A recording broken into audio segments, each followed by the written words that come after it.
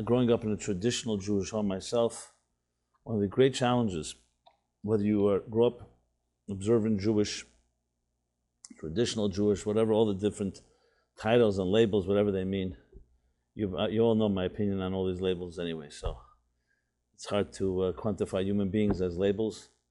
However, whoever you are and whatever background a person is, the key operative word that is so lacking is relevance, spiritual relevance. To find spiritual relevance in one's traditions, in the Torah, in Judaism, and the truth is, for that matter, in any faith or religion, is the key challenge, because very often religion has become rendered into a series of rituals. Ritual without the SPI before it, as in spiritual, it ends up being, can end up being robotic, mechanical, cultural, and all the other so-called non-stagnant elements in our lives. Because people do things because their parents did it, because the community does it, peer pressure, education, and so on. Which is why so many people rebelled, so to speak, in the time of the Enlightenment, when they were able to find their so-called train out of here, which freed them from all the what some felt religious oppression and all the pressures. Many people claiming, I've never found my own voice, who am I? When I was told what to do and how to do it and when to do it by people who were older than me with all kinds of threats of retribution and punishment should one not comply. And hence you have the whole stereotype of conformity, and especially religious conformity. So the fact is, any society you grow up in, whether one's an atheist, an agnostic, or a person of faith, there's always an element of conformity, because that's how human beings are. It's a certain comfort zone. We will be influenced by our early impressions, as impressionable children, by our parents first, and then by our families and our communities and our schools, and all the influences that come our way. So whoever you are, no matter what, nobody comes with a clean slate. You grow into an adult based on influences that have shaped a very tender, innocent, and vulnerable mind. Because children, that's what they are. They are very innocent, very pure, like freshly fallen snow. And analogy, a beautiful analogy that captures it, like a warm ball of wax. So every impression that happens, that is impressed on that wax, will become part of the personality of the wax as it hardens into an adult. And then it's not that easy to just melt the wax and reprogram yourself. Why? Because if you melt the wax, you melt all of it, and that's not always so pleasant. So you have a situation where children are actually defenseless, and I say it actually both in a positive and a negative way, because if they are around good environments, so that defenselessness and that impressionability and vulnerability turns into a beautiful thing. You can shape it any way you wish, in a good way, a beautiful way. But unfortunately, if it's subject to forces that are hostile, or oppressive, or abusive, or suppressive, and repressive, and all the oppressives. Oppressive, repressive, suppressive. Okay, I think oppressive is the worst. The suppressive is a little less bad. And they're all no good, let's put it this way. They all oppress you, no pun intended. So then, of course, the impressions are not positive ones. Now, in most cases, I would say that most of us grow up with some positive impressions, some negative ones. So people growing up in very horrendous, dysfunctional, abusive homes, obviously their wax has been quite wounded and scarred. Those that grow up in beautiful, nurturing homes, their wax, as it hardens, is very different. And frankly, it's not something you can really hide, because this isn't something you can keep secret. The place you immediately see what the hardened wax looks like is in relationships. You could fake it at work, you could fake it at parties, you can fake it, what faces you put on what masks you wear. But when it comes to building a home, your own home, and having children, there are no lies. Because who you are will be expressed there one way or the other. If you have a lot of rage inside of you, it's going to be expressed there. If you have a lot of dysfunctionality and inability to know how to love, to know how to trust, how to be trusted, it's all going to come out. So those forces that shape us as children, the first place they will express themselves in the most obvious way is in the family life. And that's why you'll see people in therapy, whether it's marital therapy or family therapy or individual therapy, it usually begins with something in areas of relationships. Obviously, there are people who get caught up in addictions or other individual situations that are not connected to other people, and they too need work and they need help. But very often, people make it through the teen years, everything seems to be fine, but as soon as they fall in love for the first time, or as soon as there's something serious, their emotions are suddenly open to a serious relationship, that's where all hell breaks loose, so to speak, because then are they equipped? How do we know what emotions? How do we know how to use our emotions in a healthy way? How to love, how not to overlove and not to underlove, how to have the right boundaries while also the closeness and intimacy. So as soon as you enter into that realm, a person whose wax, and when it was warm in their childhood, was shaped the wrong way, they just simply don't have the tools and the skills to deal with a mature relationship. So people will do is they'll hide, denial, they'll fake it, they'll put on a show. But at some point there comes the day of reckoning, because every relationship has a point where are you committed, or you're not committed. And I know people who go for years and not committed. There's serial daters, there's serial murderers, and there's serial daters. We know murder is worse, but serial daters for the psyche could also be pretty bad. Because basically you're just going on and on with the fear of commitment, the uncertainty, whatever the reasons are. I'm not really here I'm not trying to depict or paint a critical picture. I'm just really painting a realistic picture that I know resonates for many people when they hear this, because it's exactly what happened. Their childhood shaped their wax, and I go back to the analogy of the warm wax as it's defined and shaped in our childhood, has shaped them a certain way. And they hit their own relationships, they're ill-equipped or under-equipped and not really out of their natural waters. That's the bad news, so to speak. The good news is that even though it's true we can't warm the whole wax again and we can't turn the clock back and rebuild our childhoods, however, there are many ways that we can re-access. We have souls. Being that we're not dead corpses, thank God. So we're not in a stationary, inanimate state. Just as we were shaped that way, we can reshape things. And you see it, first of all, in the world of healing. Look at the miracles of healing. Like any good doctor will tell you, doctors are not healers. They're facilitators to help generate the healing process that's natural to everybody. To get rid of the impediments, to speed up the process. We have a doctor in the house, actually. Am I correct? He's not going to disagree with the rabbi. But anyway, there's no name, no one knows who you are, so you're not endorsing anything I'm saying. Don't worry about it. I'm not going to be dispensing medical advice anyway. I'm just discussing the process. So healing, look at healing. Just look, your finger gets a cut, and what happens unless there's unusual circumstances? The natural process will begin. The blood will clot, there'll be a scab, it'll fall off, and heal. Just on a basic level that we all see. Obviously, there are wounds and scars that go deeper and that need more intervention, and sometimes even worse than that, surgery and so on. But there is a healing process, and it really amazes anyone that watches it in every part of the body in the most amazing fashion. What do you see from that? That if it was just like a stone, let's say, if we were like stones, and someone broke a stone into half, that's it. You could try to glue it back together. What do they do with Humpty Dumpty?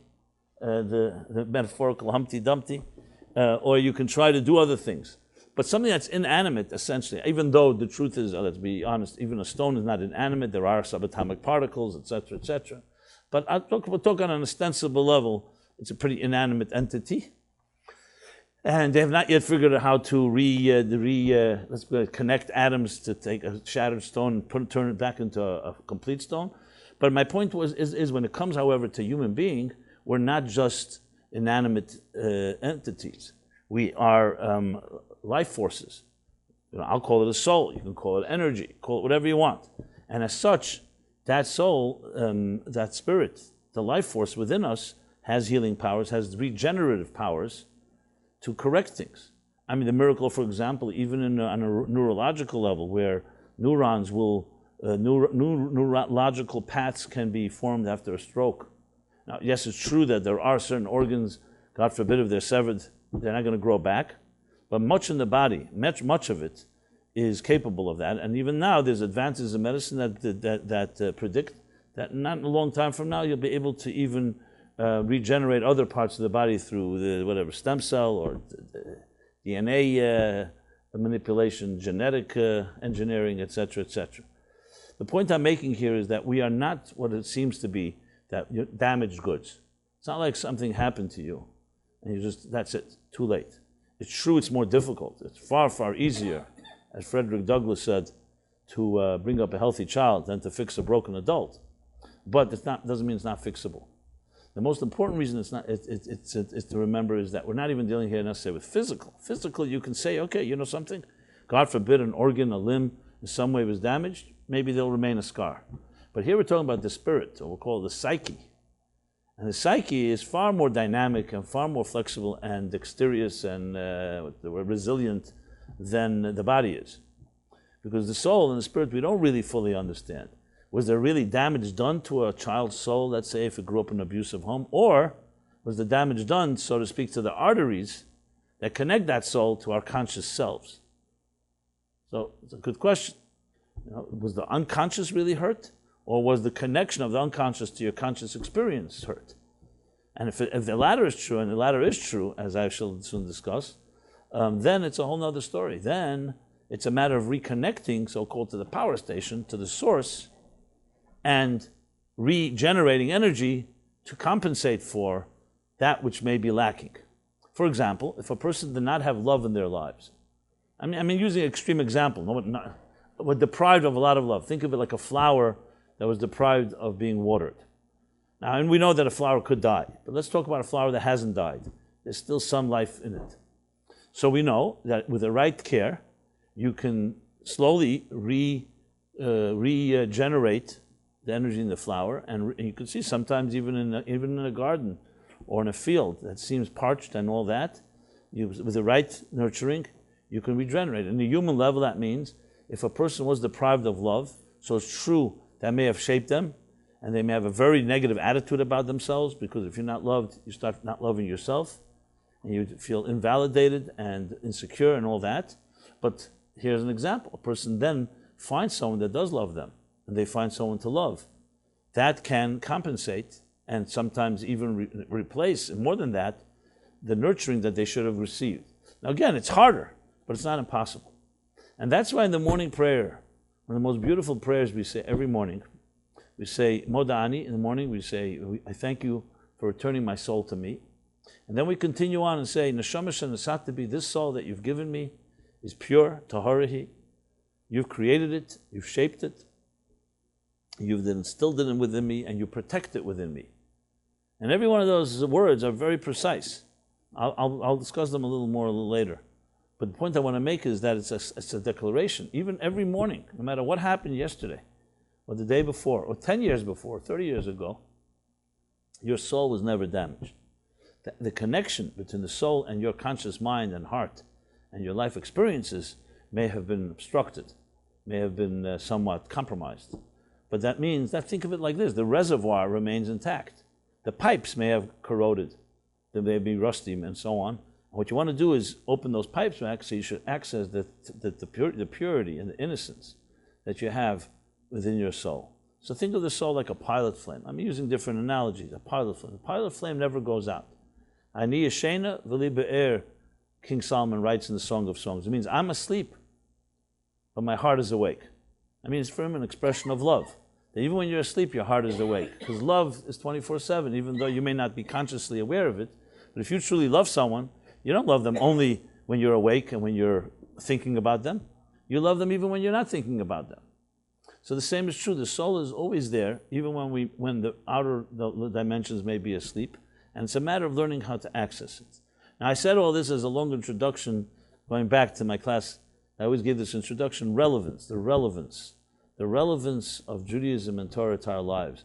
Not just mechanical, not just robotic, not just conformist, based on, as I said, our childhood experiences and parents, but to learn how to find relevance. And of course, I focus mostly on the Torah, the Jewish holidays, but always the universal dimension. Therefore, what I share here is for people of all backgrounds and all faiths and no faiths, or whatever it may be, because these ideas are universal in the human condition of our searching for a certain element of peace, of love, of truth, of soul, of transcendence in our lives.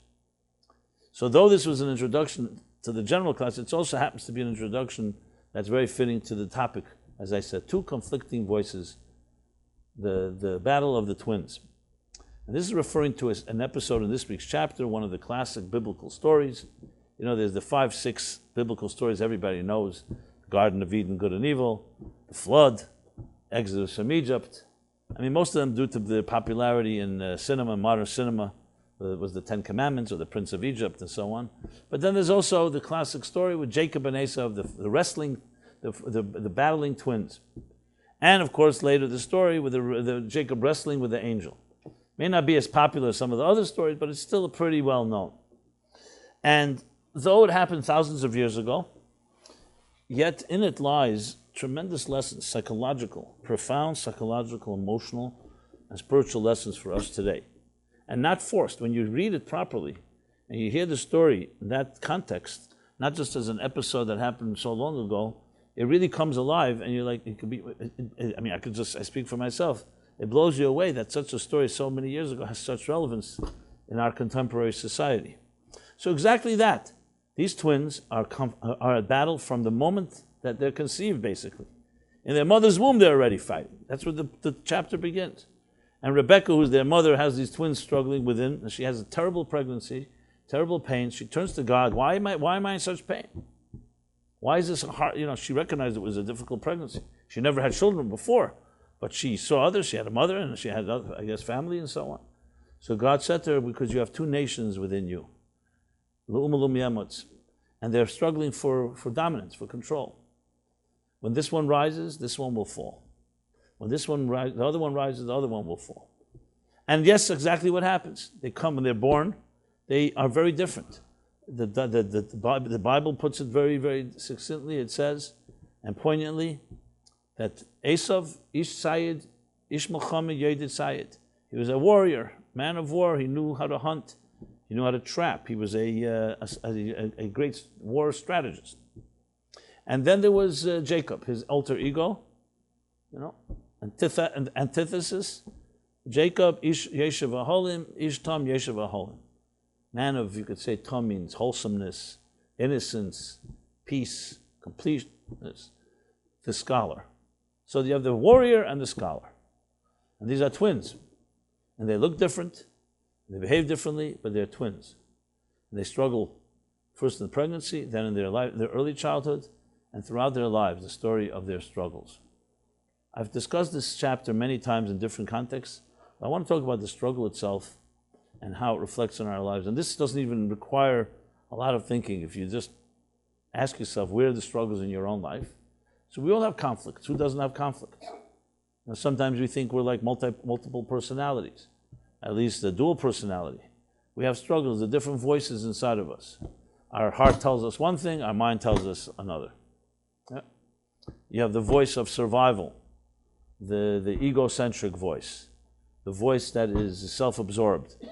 My needs, my gratification. I need to take care of myself. And then you have the other voice. The voice says, no, help another. The voice of transcendence, the voice of higher purpose. And everyone has these two voices. How much time each voice has in your life, only you know. Maybe it would be a good exercise. I know you need a little time and concentration to, like in a day, take like a type of survey. Maybe we should make an app like that. That's a good idea. Where when you have this voice speaking to you and this voice speaking to you, just to figure out like who's a louder voice and who dominates, and how do you act when the two voices conflict. You know, obviously, if we don't pay much attention, we all know where the default is going to go. The lower common denominator, the easier approach, which is always self. It's like gravity. You let something, you don't put any effort, the inertia is just going to fall and just go downward. However, when you apply yourself and you think about it, you reflect, then usually the mind has more say than the heart. You don't reflect the heart, the impulsive heart is generally more powerful. Not because it's more powerful, because you're not allowing yourself to fight it or to resist it. But we all know intelligent people, when someone makes you an offer in business or in other ways, if you're intelligent, but you don't just buy into it because emotionally the person manipulated you or was able to make a good sale, your mind, your reflective mind says, I have to think about it. And if you're trying to retain some objectivity, there's pros and there's cons, and you come back and say, you know what? It may seem appealing, it feels good and all that, but it's not for me. Unfortunately, most of us go the other way. That's why we make mistakes. How many times has someone, let's say, insulted you or said something to you that you took as a negative, you reacted immediately in a very angry way or a very retaliatory way. A day or two pass and you regret why you reacted that way, because then you actually find out the person never meant it, and so on and so forth. There's a perfect example of an impulsive reaction. Had you reflected another day, you still could come back and say, hey, something, you know something? It's inappropriate what you did. But we don't think like that. The heart doesn't think, period. It reacts. It's an impulsive reaction, knee-jerk. The mind should be telling the heart, you know something? Let's put the brakes on, let's reflect, let's think it over, let's consult, and then we could always go back and determine, maybe we should respond, maybe best to overlook, maybe move on. I mean, what I'm saying here is daily little conflicts we have. Sometimes they have not much significance, they're just minor, trivial things, but sometimes they're very significant. They can be even matters of life and death and major decisions that we make. And now, of course, a lot of this is much more complicated, because it's not just, okay, if you're able to just identify, here's your impulsive heart, here's your reflective mind, great. The problem is it gets so convoluted, your heart is convincing your mind that it's subjective. That's part of the problem. In Tanya, here's a brilliant chapter 9, where he describes this conflict. And he says, just like the blood of the heart rushes to the mind and brain, because the brain needs blood, so too the impulsive emotions of the heart rush to the mind and make the mind think to justify your subjective position. How often have we been guilty of that? Now, most people don't like to admit that, and they may not even know it.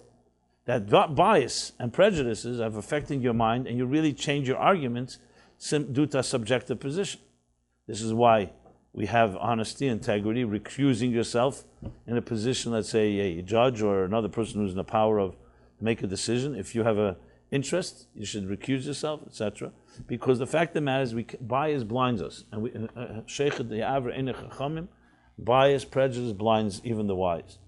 That's how it is, and that's the nature of the beast.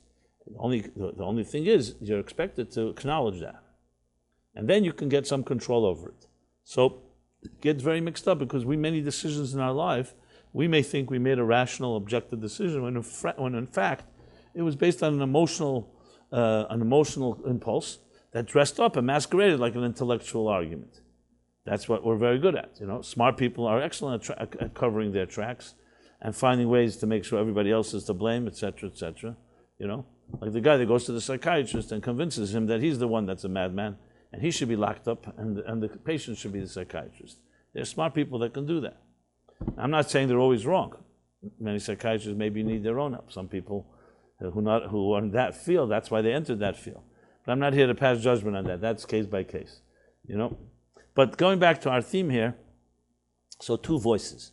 So the battle of Jacob and Esav are actually a Jacob within you and Esav within you. The description in the Torah of these two personalities are two voices within us. One is the warrior. What's a warrior? A warrior is a conqueror, is a dominator, is aggressive. It's taking care of its own needs. It's a battler. Some people, sharks, they call them in business or in other settings. They are out, they are go-getters, aggressive, ready to step on anyone just to win. And then there's another voice. The other voice is the Ishtam. Not a strategist, not a manipulative, not that shrewd. The person is innocent, an innocent voice that just wants to have some calm and peace, is introspective, studies, prays, soulful. Basically, you could say one is body-like and one is soul-like. And we have both of them within us. And guaranteed, without question, each of you here, everyone listening to this, myself, we can identify things in our day or our lives that are body-like, which means more physical-oriented, basically is driven by our bodily and physical and material needs, say materialism, matter, and spirit. And then there are things that are more spiritually driven. When I say spiritual, I mean in a more broader sense. I don't mean necessarily religious, transcendent. For example, when you're busy with your needs, which is to pay your bills, to take care of your health, or take care of your own eating, sleeping, and so on, then there's the other side of us, transcendent, where we want something beyond the daily quotidian, the daily grind and routine. And some of us express it through art, music, literature, travel, yes, religion, faith, love, romance. Now, of course, these are not mutually exclusive. There's an overlap. There are things that are transcendent that obviously are body and physical related. There are things that are physical that have some type of ethereal and ephemeral nature. But if you were just generally speaking, there are two voices. And these two voices were put in us. Sometimes they're called the animal soul and the divine soul. Sometimes they're called the Yetzer Tov, the Yetzer Hara. The good inclination, the negative inclination. And essentially the distinction between what I said before, one's own needs, and the other is the transcendent voice. Survival and transcendence, if you wish. Now, frankly, just left at that, without any excess, both are necessary. You need to have a warrior. Who's going to protect you in case there's danger? You do need to be able to hunt. And hunt, I mean this in the broader sense. I don't mean necessarily physically go out and hunt, but I mean to go out and get what you need to survive, to pay your bills, to eat, and so on. The problem becomes when one dominates over the other and one enslaves, actually, it takes hostage the other. In most cases, and this is an expression from Hasidic thought, the soul is imprisoned in the body. What that means is that the body's needs, instant gratification, our temptations, the forces that seduce us, our emotional impulses control the soul's behavior. Because the soul can't travel anywhere without the body. So if the material needs of a person become the dominant force, the soul becomes trapped. And that's called basically the golus, the displacement of the soul within the body. So how the mystics explain it is that Yuridus HaNeshama B'guf, which means the descent of the soul in the body upon conception. When we are born, or I would say first conceived and then born, basically a spiritual divine soul, Jacob, is entering into a body-like environment, an Esav environment. So right from conception, right in pregnancy, right in the early stages, is already a battle. You know, when you think of it, it is part of the mysteries of existence. But what some point happens is an egg is fertilized by the male seed, right? And it's one cell. At that point, it's barely visible. That cell will begin to multiply. The miracle of creation. Literally a miracle. And pop, here we are, sitting in the room with all our neurosis and all our stuff. You know? It all began with one little cell that you could never imagine would turn into this complex individual that each of us is. Right? Okay. So there's the physiological development, which I'm going to really address here. You know, the stages, the first semester, the first trimester, second, and so on. But there's also more than that going on. It's not just a body developing. We know there's a life taking place. Because at some point, there will be a heart that will beat, and a mind that will work, and at some point it will be us. It may be a newborn child, so it's a child that's still not fully actualized.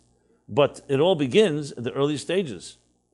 So there's actually discussions in the Talmud, when does the life begin? When can you call it a life? The truth is, it should be a life for a second, because if it's a life for a second, something made it grow from one cell to multiply into two cells, and to four, and so on and so forth.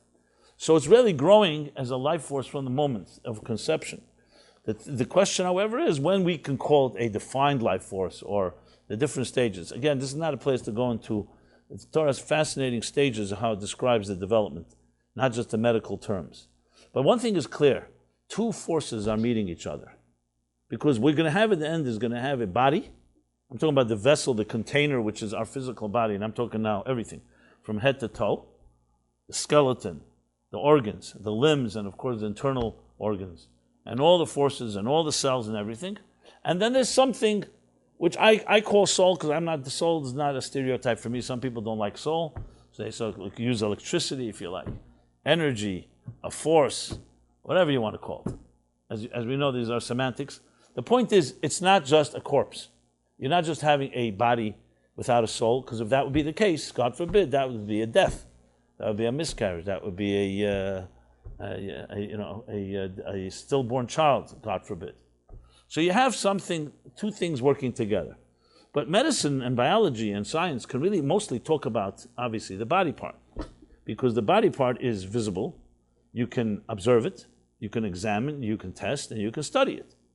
The soul part is a lot harder because there's no way, no one has ever seen a soul. How do you put it under a microscope? And yet there is definitely a developing life force. So we have a whole body of Torah, maybe I shouldn't call it body of Torah, call it the soul of Torah, that actually talks about the dynamics of the soul. So just like there's a physical DNA and genome, there's a spiritual DNA and genome.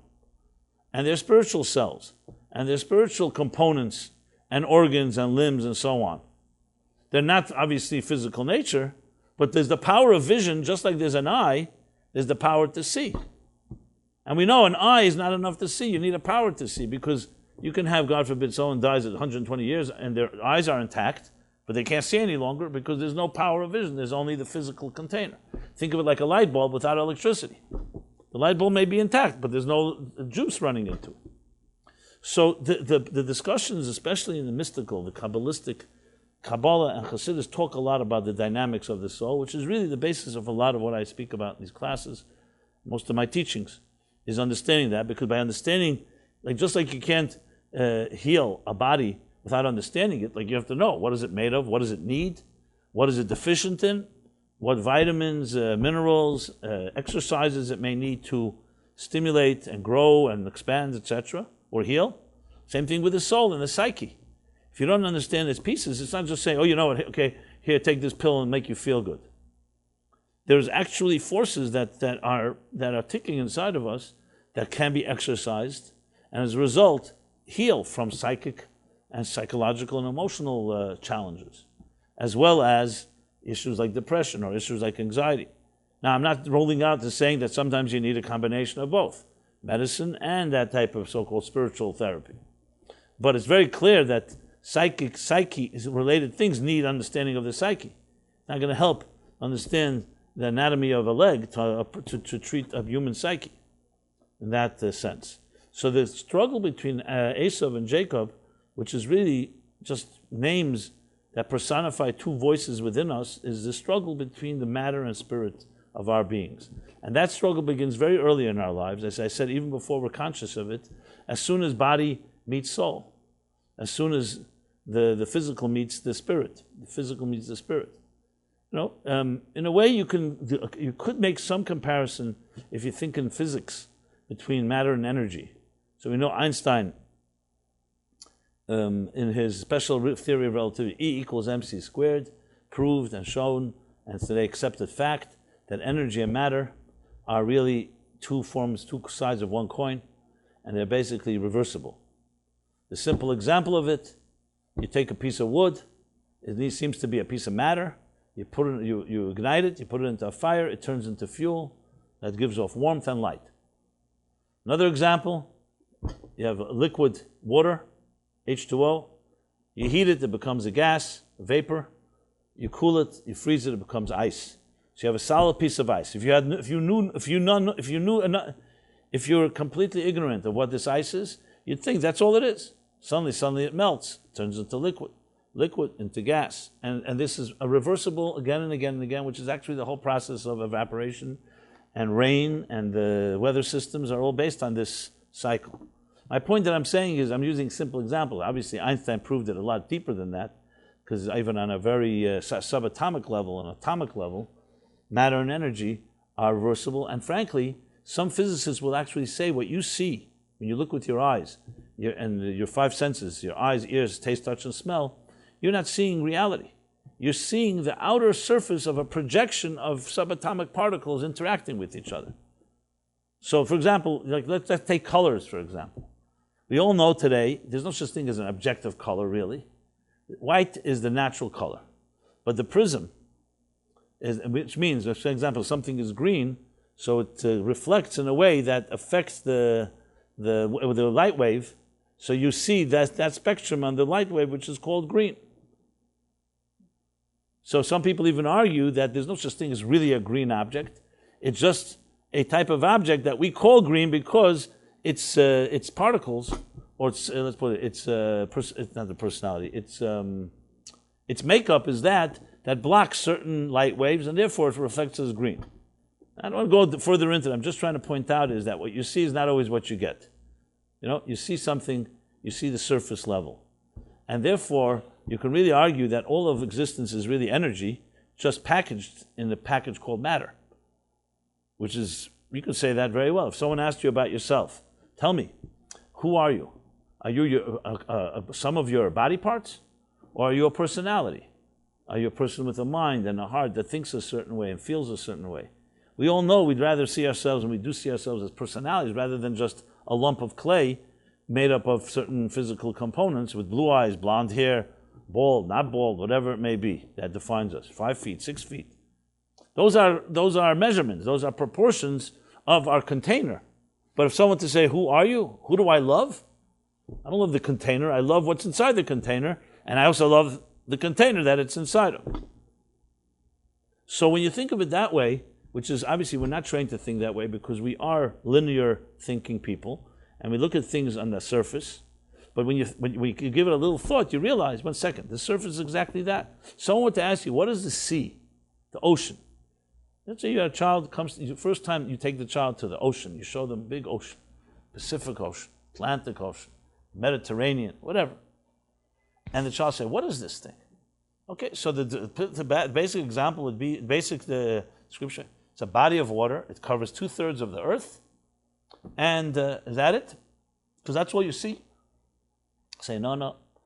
There are fish inside, and there are other species. And not only that, there's more than that. Now, if we never went undersea, we never took cameras down there, and we never scuba dived, what would we know? You see a few fish jumping out once in a while, then you see a fin here and there, so you realize they're sharks and they're whales.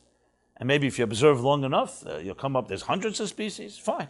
But no one would ever in their right mind ever predict that the world under the sea is more complicated than the world on land.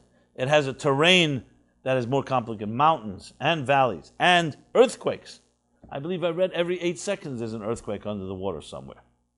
Minor ones. But the life force is there. As a matter of fact, as Talmud says, everything that exists on land exists in the water. Doesn't say everything exists in water exists on land, which means that the water has everything on land plus more, which today we know as a fact. And there's still mysteries. There are places deep in the sea that they have never explored yet. And we know there are species with all our technology. My point that I'm making, you look at the sea, it seems like just an innocent sea cover with, here and there something's going on, when in fact, the whole thing is brimming with life, and in many ways even more complicated than life on land, on dry land. So when you look at things in a deeper context, you could see that there are two forces inside of us, and in a way they are two sides of one coin. Esau and Jacob are twins. They're not enemies really. They're twins, both necessary.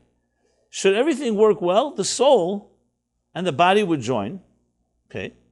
And the soul would be the captain of the ship, and the body would take the orders and follow where the soul wants to go. Unfortunately, as I said, the soul gets concealed like the water, like the life underwater in the body. And it's usually the other way around. The body's telling the soul where to go, then the other way around. And ask yourself, who's in charge in your life? Think of a hammer and your hand. Your hand should be taking your hammer and knocking nails in where the hand tells the hammer what to do. What would it be like if the hammer starts telling the hand what to do? That wouldn't be very normal, would it? But that's exactly what happens. What drives most of our lives and decisions? Our needs. I'm hungry, I'm thirsty, I see something I like, I grab it. You need to have discipline, education, training, maybe deterrence that will tell you, you know what, you don't just grab everything you like. But left to a person's own accord, we could end up being extreme narcissists, very selfish, and everything, me. Me and nothing else. And there are actually people who argue that's really the human being. I mean, just read Richard Dawkins' books, the best of all that captures right in the title, The Selfish Gene. The gene, not just the selfish human being. The gene itself is selfish because nature, if you take the real radical Darwinian definition, nature is all about survival of the fittest. You and I will fight to survive, and I will destroy you if I need to and grab the resources, so you shouldn't get those resources. That's the cardinal rule. And you see human beings, unfortunately, very often support that simply by their behavior. The Torah comes and says, no, that's not true.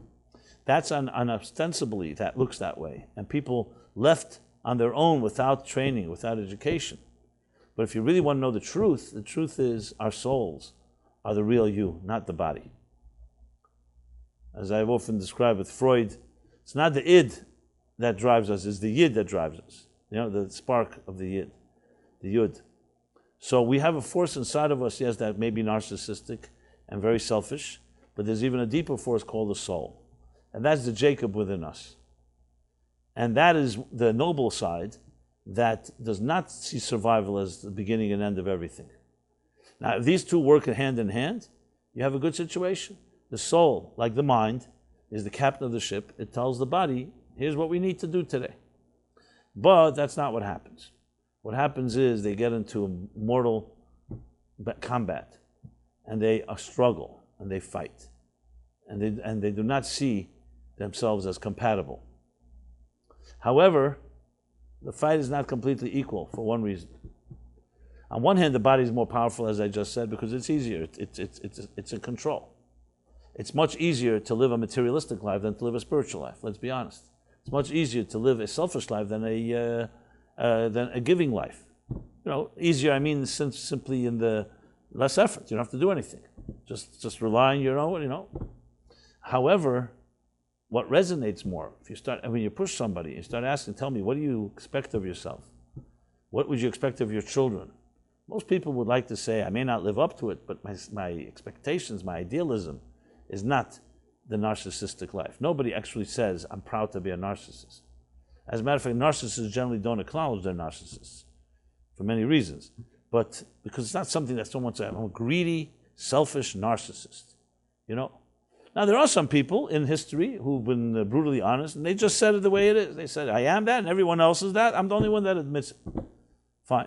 But most people don't see it as something that's a virtue to look up to. We may fall there. We may gravitate sometimes there, and we may be blinded, and there are times we may be at our worst. But there's an element of pride, human dignity, majesty. And at the end of the day, who do we cry for? And who do we cry for even for ourselves? When you see that person who's given something, a sacrifice to help another person, there's something about it that rings true. Why does it ring true if we're just selfish genes? Because our souls don't forget where they come from.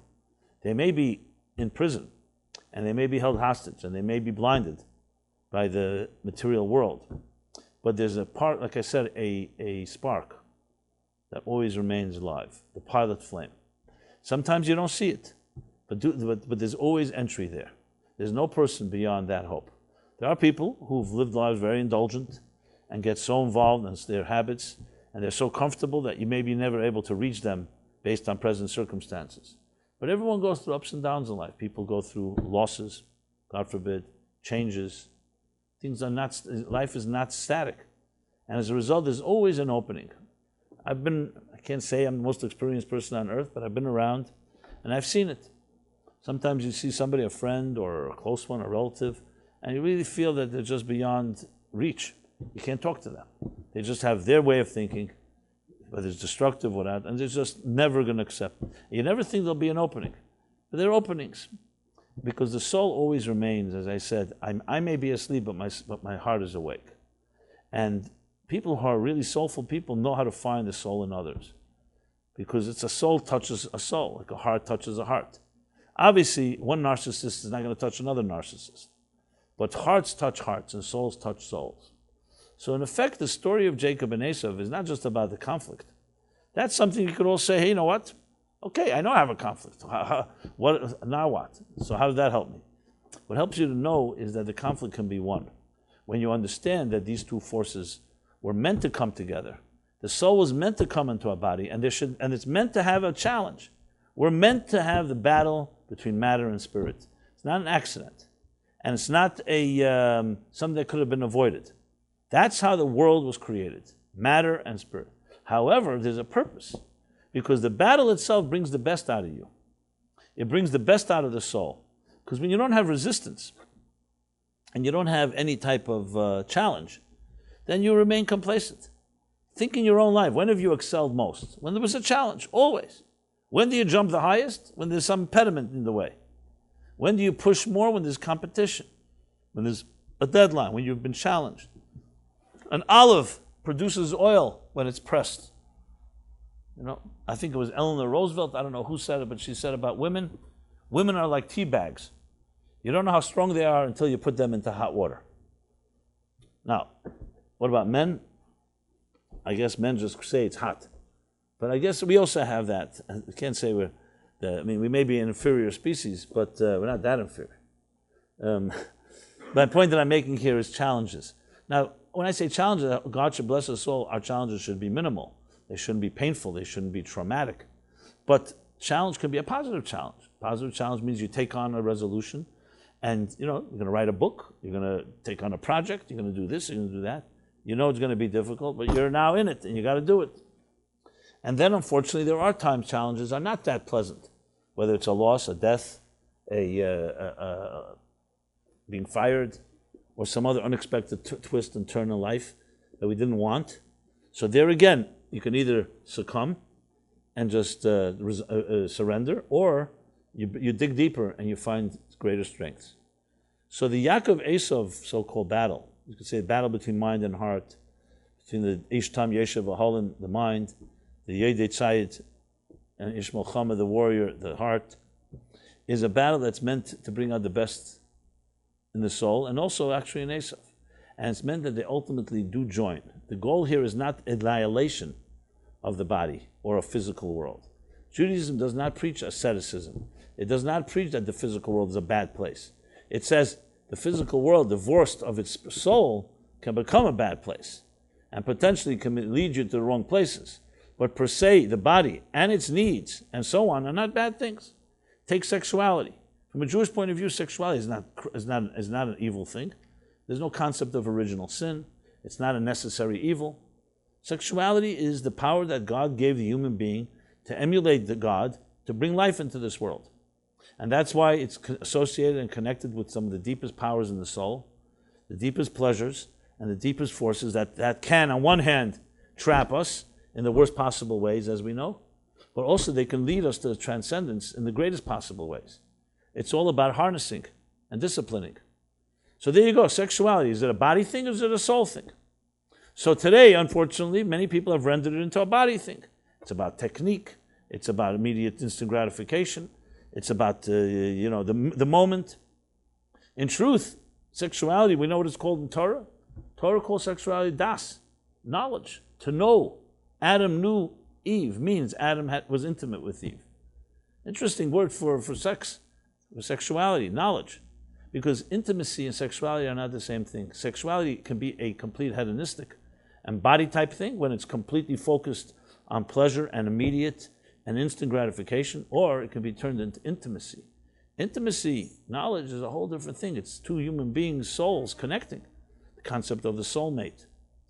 So then it's a transcendent experience. But, like anything, there's the Esav side, there's the Jacob side. If we succumb to our lowest common denominator, it's about instant gratification. It's about what do I get right now, and that's that. And here too you could see a practical difference. Like I said earlier, just as you can see a dysfunctional, God forbid, child growing up in a dysfunctional home, it'll be immediately expressed in their relationships as adults, their love, their sexuality and intimacy and children and so on. The same thing is here. Healthy sexuality, which is not divorced of its soul, which is intimacy, you'll see is not instant gratification. It may be very pleasurable, but it will spill over into your life. It's unifying. It will not create tension. On the contrary, it's not even that moment, because love is not just when you make love. Like they say, for women, love is a noun. For men, it's a verb. It's not an action. It's a state of being. And that way, it's a fully unifying experience, like knowledge. It's not just an act that you do and then you move on. Sexuality without commitment.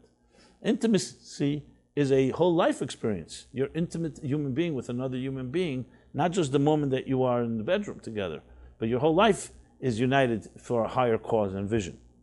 And then the sexuality is lifted to a completely different dimension. I'm just using that as an example because it's a very practical one that everyone can relate to.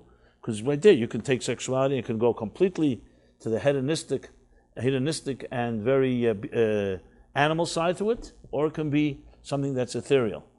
And it's still bodies. We're not talking about spiritual. We're not talking about a Platonian, platonic relationship. We're talking about a physical relationship, but it's infused with the soul, as opposed to a physical relationship that's just infused with bodily pleasure.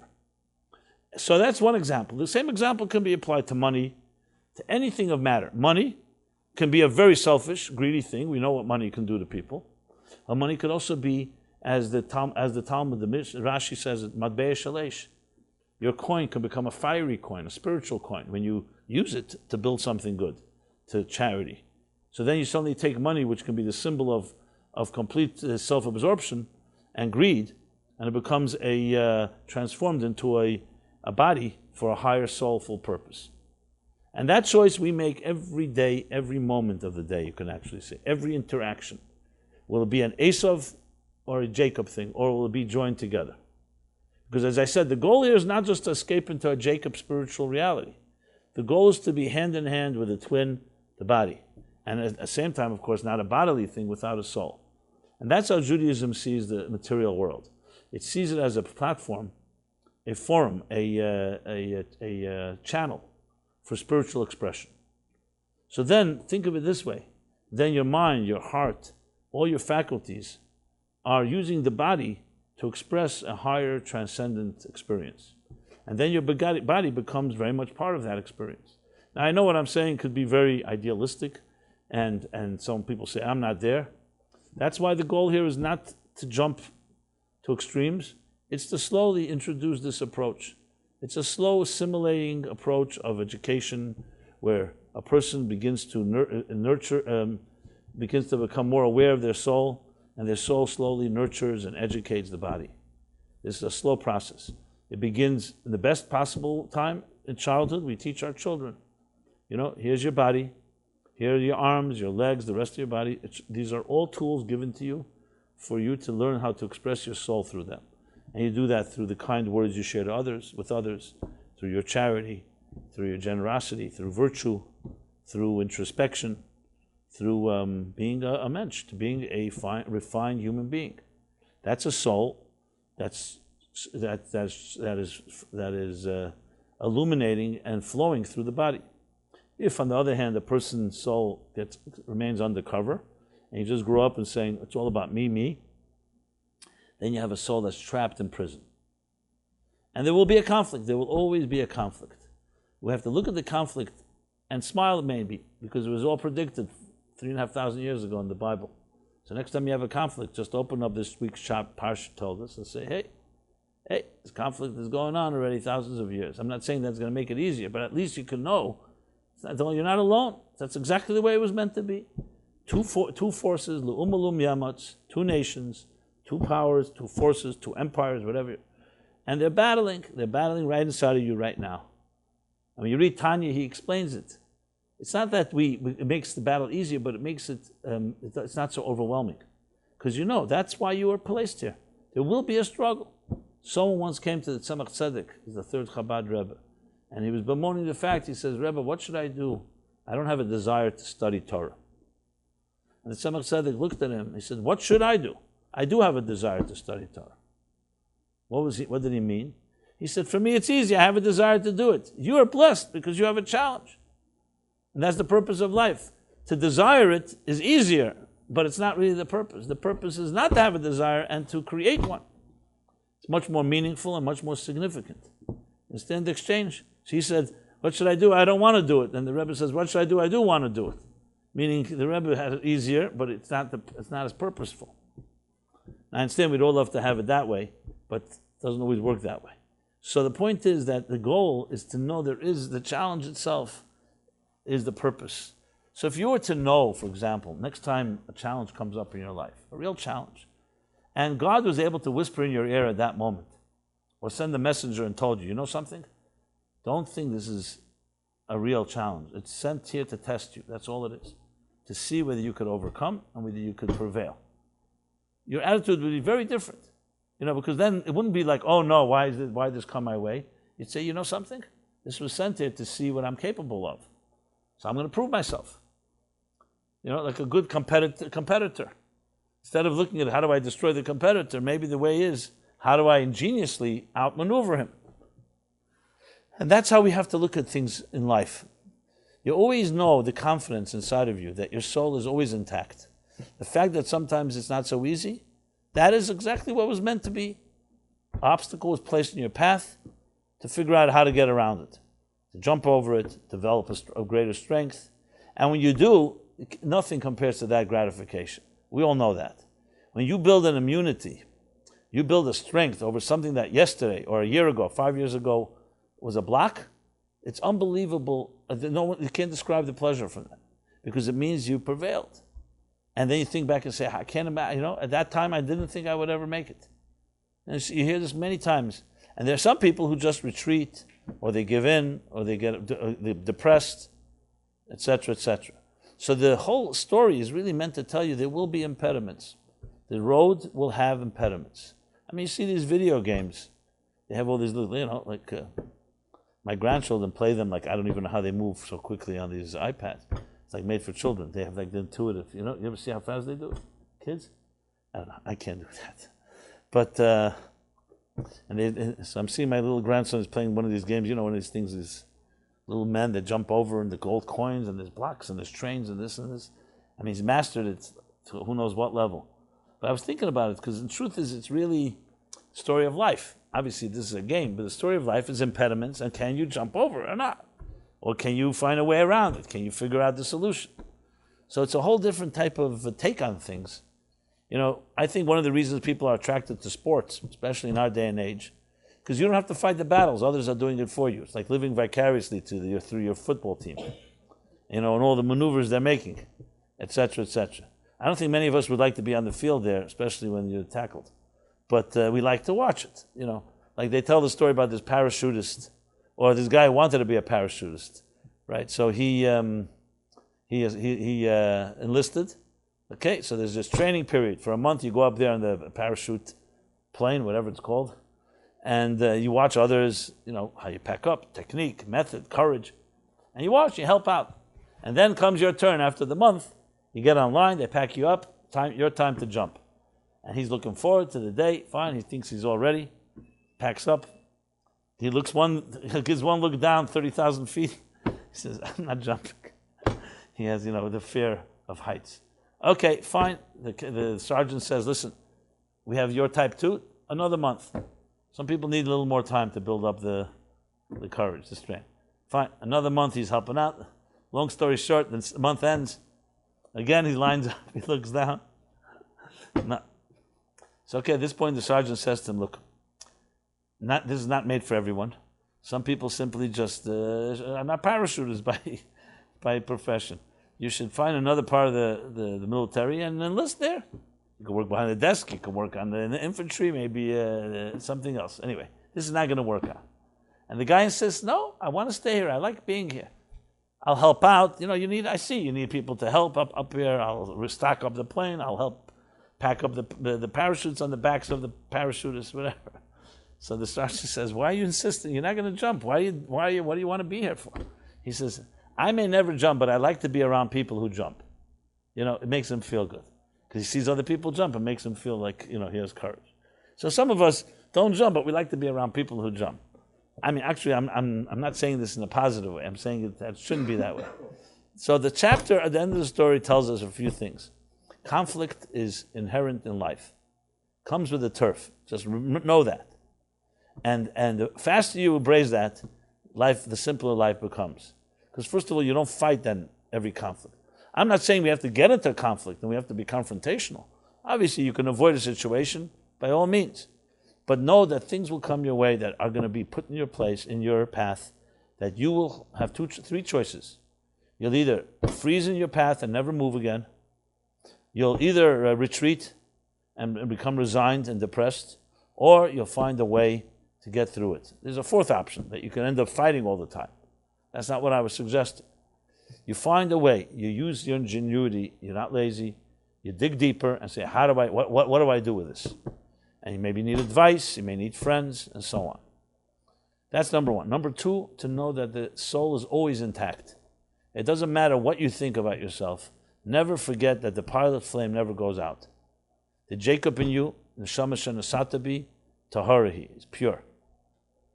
As I mentioned in the prayer. And I'll now just review briefly those levels. So it says, first, the soul, I thank you for returning my soul to me every morning. This is actually a meditation you can do every morning, guaranteed to help empower you throughout the day. So that's the first thing. I acknowledge, thank you for returning my soul to me, for renewing my contract, for giving me a vote of confidence for another day of life. That my soul is my primary force, and everything I'll be doing today is all about actualizing my soul, not just about my body. And then it continues. So the soul you've given me is pure. You know that it's absolutely pure, intact, not damaged, nothing has wounded it. The arteries or the pipes may be corroded, there may be some blocks, impediments, but the soul itself is pure. Then comes stage number 2, the soul that you have created. That means the soul manifests on a creation level that's actually part of the body now. It's not just a pure soul somewhere in heaven or somewhere in a deep unconscious. The soul actually becomes part of the creation of your life. And then the soul that you have shaped. So after, creation can be like a raw piece of matter. Shape is already shape and form. So the soul is starting to take on shape and form in one's life, which is the way we think, our minds work, personality. Now, Barasa, the second is not just that it's a pure pilot flame, but also there's substance. But the substance doesn't yet have shape and form. And then comes the next step where he says, Ata nefachta bi. You have imbued it in me. Nefachta is actually from the word vayipach, where it says that God took a piece of earth and breathed a soul of life into the human being. So that's why in Hebrew, neshama and neshima, soul and breath, are just same letters, just a different pronunciation.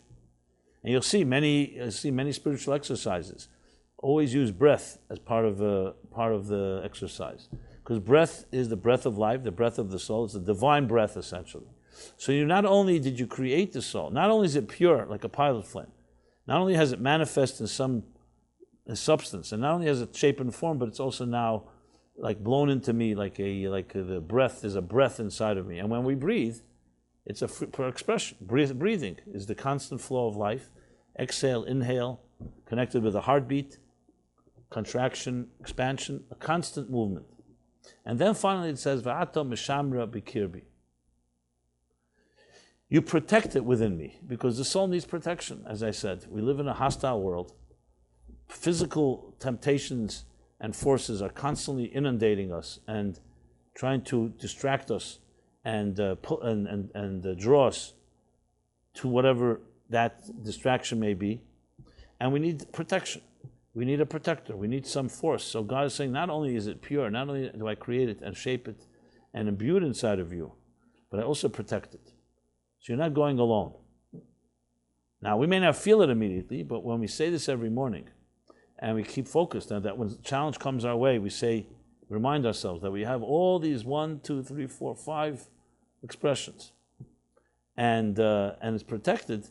When we access that awareness, that alone accesses the energy that gives a person strength. Try it out. But remember, a big part of strength in a person's life is not something that you could see. It's attitude. If you believe in yourself, it's probably your greatest weapon. If you don't believe in yourself, even if you have all the tools in the world, you're not going to access it. You see this all the time. Psychological warfare is all based on manipulating that you can't do it, even though you can. How often do people realize at some point? Good negotiation, for that matter. You think you have a strong hand, the other person convinces you have a weak hand, and suddenly you lose confidence.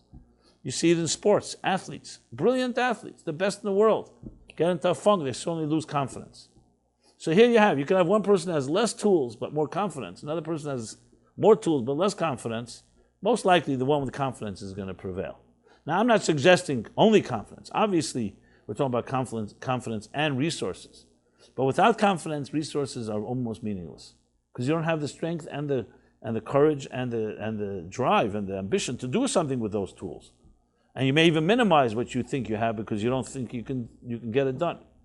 So when you're aware of the soul and its powers, and you're aware that the conflict was meant to be, and that there's a Jacob in you, and the Esav is meant to come and confront you, That alone is a very big advantage in achieving something. Because instead of you just being like, completely blindsided, and suddenly something smacks you and you have no clue, where's it coming from? And why do I need this? Most people spend thousands of hours. Why did this happen to me? And they don't realize that question alone is so disempowering. Instead of figuring out that if it happened to me, maybe I have strength to overcome it, they're busy. Why did it happen to me? And why didn't it happen to someone else? It's not fair. They may be even right. It makes no difference, but it doesn't help you. Because it doesn't solve your problem. All you're doing is agonizing. Why? Whereas if you dig deeper and you realize, 1 second, I have strengths, and challenges are meant to be, it's a different attitude. Again, I'm not suggesting it's easy, because once a person is in the throes of a challenge, it's not so simple just to step back and say, hey. But if you think about it beforehand, it helps tremendously when you get into that type of situation. And you'll see the people who have overcome the greatest challenges in life had that attitude. You read the stories of Helen Keller and others who were really incapacitated in so many levels, didn't have faculties at work, but they had a certain strength of spirit and dignity. And they had people around them that encouraged it. So no one should ever have such challenges, God forbid. But you see the power of spirit in situations no one would ever imagine that's possible. So imagine you're blessed with health and you don't access that spirit. That's equally tragic. So that's what we're told. That's why the story is such a vital one to read, the details, the conflict. Not always pleasant to read, but it's real. Life is real. The Torah, I remember years ago doing this class, so a person, when I met him, he was far from Judaism in practice. He was a Jew, but he was completely alienated. And then the first time he read the Torah, he said to me, you know something? The Torah doesn't have happy endings. Everything is a conflict. There's no family that's intact. Adam and Eve, they eat the tree. Cain and Abel, Cain kills Abel. And then children are killing fathers, and fathers are killing children, and brothers and sisters. Nobody gets along. The tribes, they sell Joseph, they almost kill him. It's like one big soap opera. That's the way he put it. Everyone's dysfunctional. And then you think that you're finally going to finish the end of the story. Usually ends of books are happy endings, like movies, they have happy endings. No, nobody ends up going into Israel. You read the whole Torah, he was expecting, can't wait to read the end, I'll finally get into the promised land, it was all worth it. And everybody dies, even Moses. So then so he's asking me, what is this? What kind of book is this? It's not very encouraging. Everything is conflict. I remember the way he put it also, he said to me, the Jews, you give them meat? No, we don't want meat. You give them bread? They don't want bread. What about the water? They don't want the water. Constantly, everything you give them is no good. Right? Something like that. Constant complaints. And I remember smiling as he's telling it to me. And I said to him, well, Torah is the story of life. That's what life is like. And without that, he says, absolutely, that's what my life looks like. So the Torah is not here to make us feel good. It's not here to have a happy ending. That's very nice. The Torah is about real life. This is real life. God forbid, it doesn't mean that things are bad. It means that this is real life, and we still will make it. And we still make it to the promised land, and we're still in the journey. So the Jews did not end up becoming extinct. We're here reading the Torah all these years because we learn to adjust to the ebb and flow of life. Yes, life is complicated, and that's the bottom line. So you're either going to fight it, or you're going to ride the waves. And that's a very big difference. Good swimmers ride waves. They know how to navigate. When there's a challenge, you figure out what to do instead of resisting it or just fighting it, period. You figure out a way around, like a good swimmer. When a storm strikes, you think a good swimmer starts swimming? No. They relax then, gather your strength, let the waves carry you. And then when it's calm, that's when you go forward. You have to choose your battles. Anyway, much more to elaborate on all this. I think you read the chapter, apply it to your personal life. I think you'll find, beyond what I've said, tremendous lessons. I've given the basic ones. And the end of the story, which concludes 2 chapters from now, is actually that there is a reconciliation. Jacob and Esau, with all their battles, they end up embracing. And then the Torah says that maybe today there's still not complete unity, but in the end of times,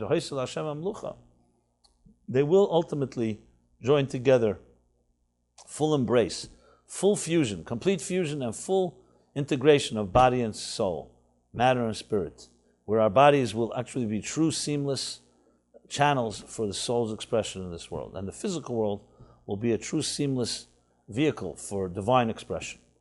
And that's what we dream for and what we work for. But it begins how we live our lives right now. And we have, as I said, these choices every moment. So try it out tomorrow morning. Wake up, maybe get a prayer book. Just read these prayers. Even if you read them, think about the intention. And see if you can carry that feeling and thought through the day. Especially when a challenge comes up. Remember, soul is pure, soul is created, the soul is shaped, imbued inside of us, and protected. And I no doubt in my mind, that type of awareness has to help. Can't say it's going to solve everything overnight, but it's all about conditioning. You condition yourself, you train yourself, you think healthy, you speak healthy, and you act healthy. That's the bottom line. Learning how to condition our thoughts, speech, and action, and learning how to think positively, and learning how to seize the day, carpe diem. So this has been Wednesday night, live, Simon Jacobson. It's always a pleasure to sit here with you. Next Wednesday will not be a class because I'm going to Manchester, England. Yes, for a few days I have speaking engagement. I will record a class, so it won't be on location. I will send out an email telling everyone, but I'm just mentioning it to you, just when you got back. So, but the following week will resume live. I mean, on location. But I will record a class next week, meaning it will be only online. And if you have not left, if I don't have your email address, please send that to us. And as I've said a number of times, look forward to some great new developments coming the next month or two. And it's been a pleasure and honor. And again, I dedicate the class to Nate and Joanna. Right, okay. Thank you very much.